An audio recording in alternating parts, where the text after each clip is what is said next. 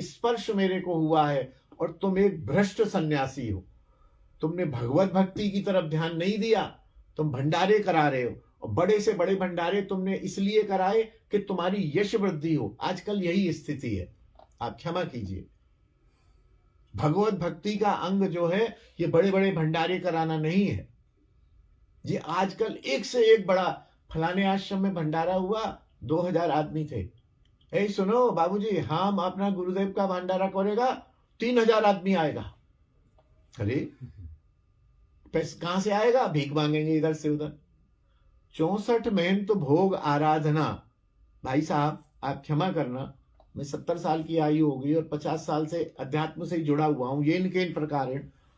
2-4 साल में एक 64 महंत होता था, और जब पहला दूसरा 64 महंत हुआ तो वो 64 महंत कैसे विराजते किसी को पता नहीं था। जो कराने वाले थे, एक अग्रवाल भाई थे, मेरे मित्र थे, वो भागते डोले थे, मेरे पास आए थे कि प्रेस में, भाई नांगिया जी तुम्हारे पास कुछ ऐसा है, 64 महंत विराजते कैसे हैं? फिर हमने बताया गया एक हृदयानंद दास बाबा थे, किशोरी क्या कुटीर है, राधा दामोदर के बगल में, वो हृदयानंद बाबा। भाई ये पुराने बाबा हैं, इनसे पूछो कि क्या क्या कैसे विराजते हैं।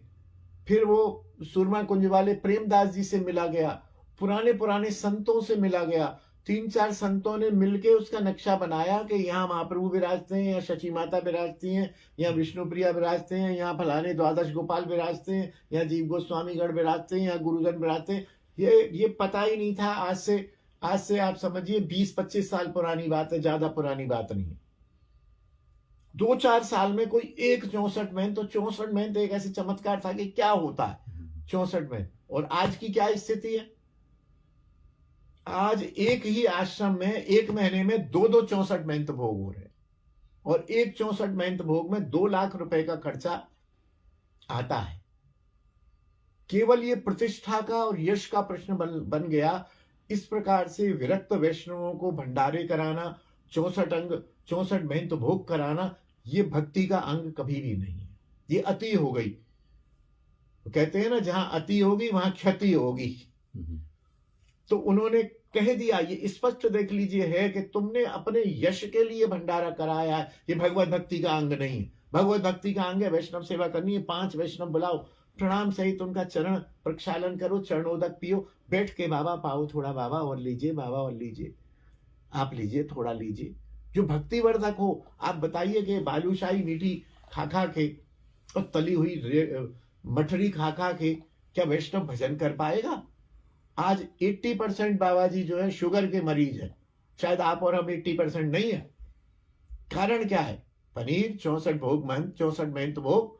यद्यपि ये थोड़ा बुरा लगेगा, मैं क्षमा मांगता हूं सभी दर्शकों से, सभी वैष्णव जन से, लेकिन इस सत्य की तरफ यदि हम ध्यान नहीं देंगे तो हम बिगड़ते चले जाएंगे। और ये 1200 साल पुरानी बात कह रहा हूं, मैंने नहीं लिखी है। 1200 साल पुरानी वो राजकन्या कह रही है कि तुम भगवत भक्ति से शून्य हो और केवल अपनी यश प्रतिष्ठा के लिए भंडारा कर रहे हो। तुम भ्रष्ट सन्यासी हो, और तुम भ्रष्ट सन्यासी के दर्शन से मुझे पाप लगेगा और मुझे वेश्या